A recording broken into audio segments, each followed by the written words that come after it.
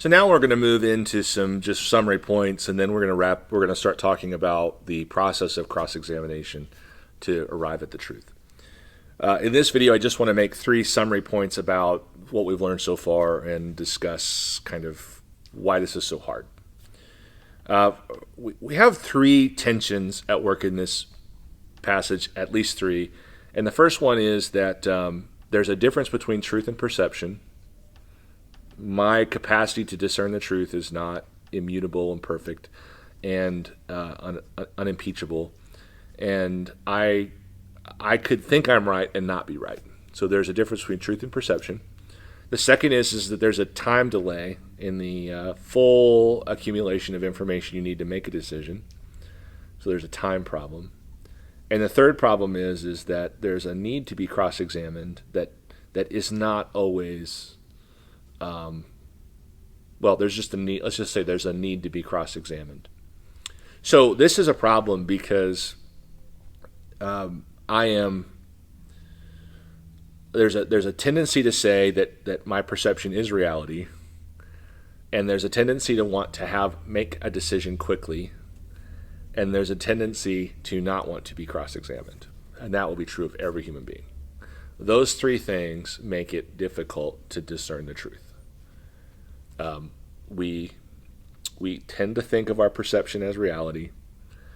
We tend to come to decisions quickly, hastily, without all the information, and we're also relatively unwilling to be cross-examined.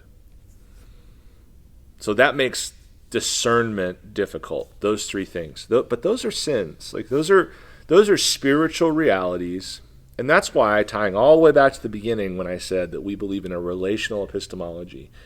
Yes, there are facts that exist. Those facts were created by someone.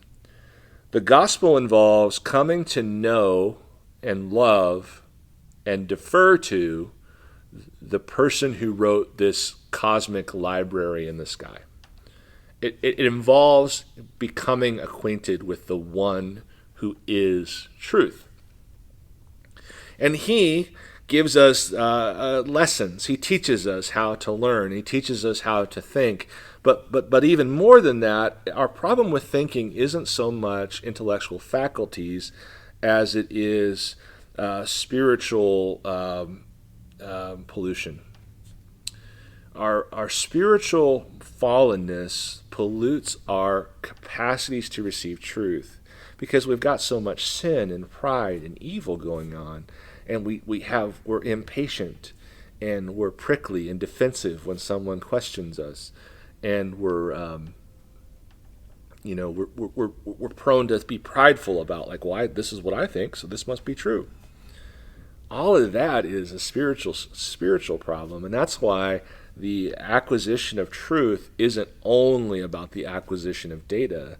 There's some spiritual healing that has to take place in order for us to actually arrive at the truth. And that's why last week I brought you the Jesus-centered interpretation of Proverbs 18:17. The one who states his case first seems right until the other comes and examines him. If our goal is to think well and to arrive at the knowledge of the truth, it isn't only about learning. It's about not simply having the appearance of godliness, but it's about having the power of godliness. It's about not only learning, but it means arriving to the knowledge of the truth. And that means that this all comes down to, conversion. It all comes down to actually having an actual accounting for Jesus Christ entered the world to save sinners, of whom I am the foremost. It's an accounting for the reality of the person of Jesus Christ in history, his work, his life, his death, his resurrection. It's an encounter with Jesus. It's an encounter with the light that brings us out of the darkness. Some of that darkness is intellectual, but it's not all intellectual. Some of that darkness is we're just idiots. We're prickly, we're defensive, we're prideful, we're bitter. And we need an encounter with Jesus, who wipes away our sins and gives us new life in him.